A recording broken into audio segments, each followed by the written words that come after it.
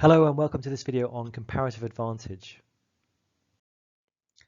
The theory of comparative advantage is one of the most important in modern macroeconomics and underpins many economist recommendations for specialization and trade. This economist here, Paul Krugman, is quoted as saying, "If there was an economist creed, it would surely contain the affirmations, I believe in the principle of comparative advantage and I believe in free trade." So in this video, we're going to look at the concept of comparative advantage, be able to apply it to an example, and then evaluate this theory. So previously we looked at the theory of absolute advantage, and that occurs when one country produces a good or service more cheaply than another. And we found that when that occurs and countries specialize in trade, they can both be better off, they can both achieve outside their PPFs. Now this might not be too surprising to you. This might be a little bit like duh, because the UK was better at cars and China was better at bread, so therefore it kind of feels like it makes sense that countries should specialize in this situation in what they're good at and then trade. But in this video we're going to take it a little bit further. And we're going to pose the question, what if one country is better at producing both goods and services than another? Can it still make sense for them to specialize in trade? So we're going to have a look at this example in this video. Again, we're going to look at a very simple world economy here. We just have two countries and we have two products.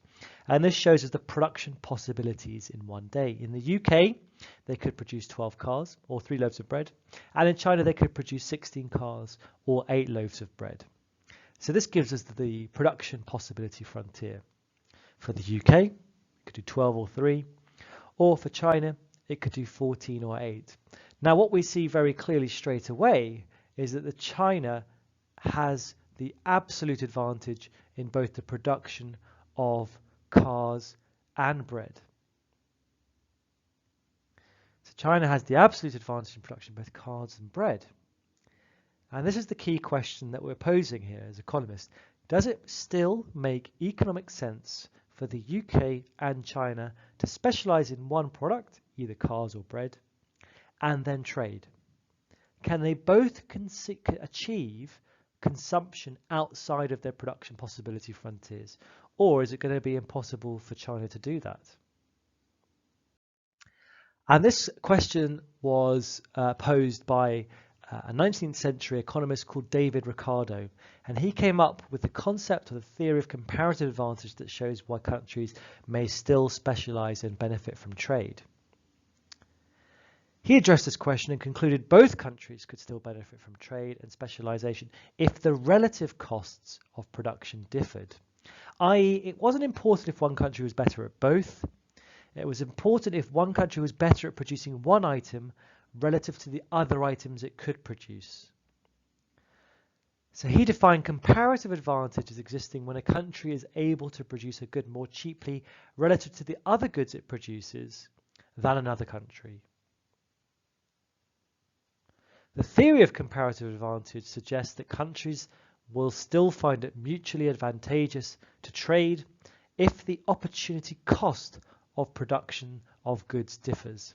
So we need to know the opportunity costs here. By focusing on one good, how much do I sacrifice of another good?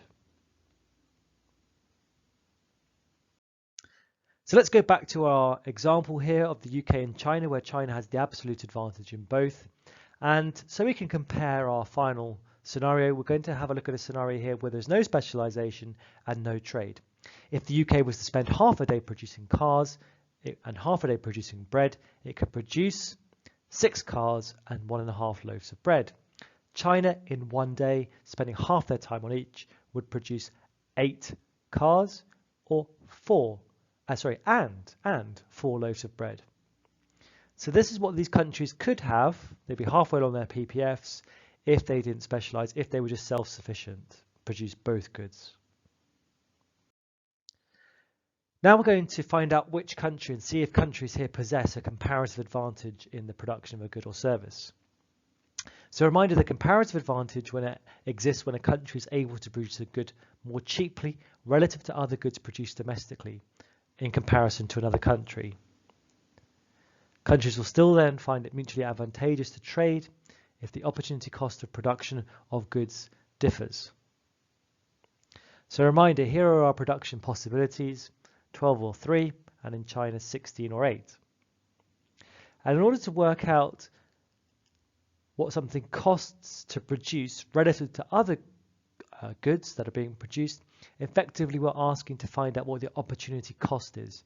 When I produce a car, what is the cost to me in terms of bread? When I produce bread, what is the cost to the economy in terms of cars foregone? So if we have a look at the opportunity cost of a car, first of all, when the UK produces a car, it sacrifices a quarter of a loaf of bread because it could have done that in that time. When China produces a car, it sacrifices half a loaf of bread. If we flip it around and look at it from the perspective of loaves of bread, when the UK in one day could produce 3 loaves of bread, in one day it could also have produced 12 cars. So for each loaf of bread, it's sacrificing 4 cars. So the opportunity cost of 1 loaf of bread in the UK is 4 cars, and the opportunity cost in China of 1 loaf of bread is 2 cars. So we can see the opportunity costs are different here. So we know that comparative advantage must exist. The relative costs are different. So let's consider first of all the comparative advantage in the production of cars. Who has the comparative advantage in the production of cars? Who sacrifices less when they produce cars? And if we have a look at our table, we can see that the UK sacrifices only a quarter of a loaf of bread, whereas China sacrifices half a loaf of bread. So we would say that the comparative advantage in car production belongs to the UK. If we look at producing bread, when the UK produces bread, it sacrifices a lot of cars. So it's quite a big cost to producing bread. When China produces bread, it only sacrifices 2 cars. So it's got the lower opportunity cost. So China has the comparative advantage in bread production. So this is how we work out who has the comparative advantage. We look at the opportunity cost.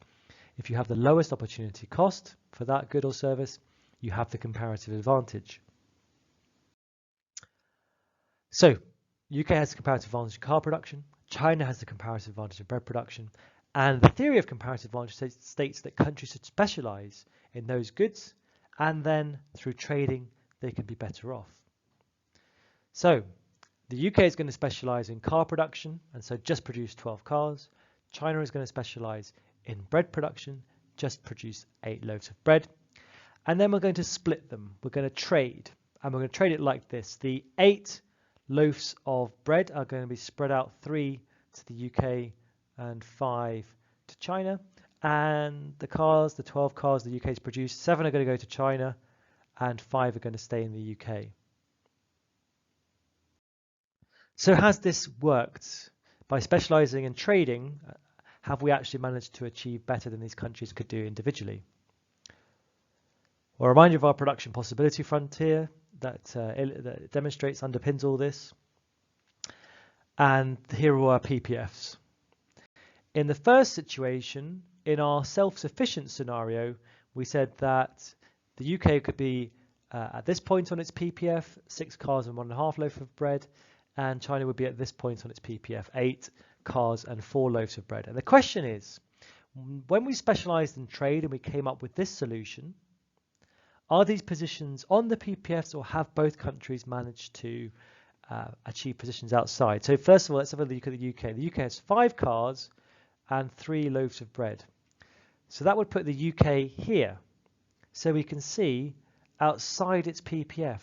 So by specializing in trading, the UK is doing better.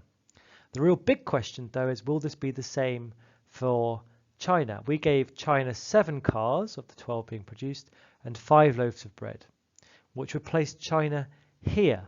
And again, we can see, yes, China would be consuming quantities outside of its PPF. So even though China is better at producing both cars and bread, it can still do better than that through specializing in the production of the good in which it has the comparative advantage and then trading with other countries, for example here with the UK. So this is kind of magical. We learned originally that you can't achieve quantities outside your PPF. But this theory, this mathematical and economic concept, shows us that through establishing which country has comparative advantage of production and then trading, both countries can benefit. So, some morals.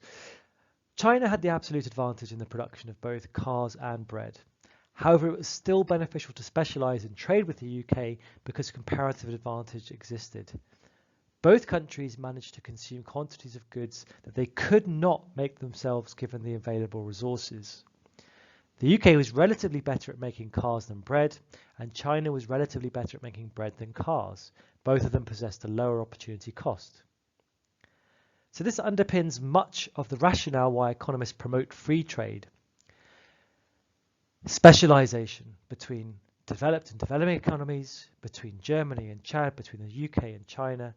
All these countries can benefit from specialization and trade if they follow the way in which the law of comparative advantage suggests economies should operate. So why does this happen? What is going on here? Well, David Ricardo believed that all costs of production could be reduced to labor costs, and this belief is known as the labor theory of value. He argues that differences in comparative costs were down to differences in the productivity of labor, and suggested that high labor productivity countries would have a comparative advantage in the production of sophisticated high technology goods, whilst low productivity countries would have a comparative advantage in the production of low technology goods. Now, what are the assumptions that we've made here in this theory? Well, look, we have assumed that there are no transport costs between the UK and China, which may undo some of the benefits of this trade. We've assumed that there are costs are constant and there are no economies of scale. It's a very simple example. There are only two economies producing goods. Once we escalate it to 3 economies, 4 economies, 5 economies, the maths gets a lot more complicated.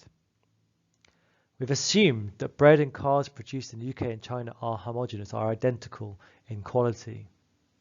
And we've assumed here that factors of production are mobile. We can shift car production to the UK and bread production to China. We've assumed no barriers to trade. And we've assumed perfect knowledge.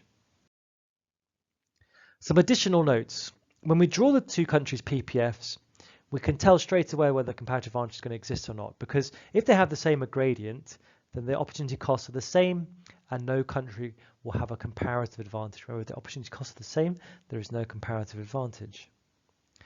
But if their PPFs have different gradients, the opportunity costs are different, so comparative advantage exists and there are potential gains from trade. It's also worth bearing in mind that in our modern economy, we don't use barter, i.e. we don't trade bread for cars, we trade for money. Therefore, the prices of bread and cars need to be in a particular range for both parties to benefit. And this is known as the terms of trade. Some evaluation and wider issues. Comparative advantage is a dynamic concept, so it means it could change over time with technology and wage rates and productivity. The quantity and the quality of natural resources available may change over time. Again, demographics may change over time. An aging population can all affect the quantity and quality of the labour force and their productivity.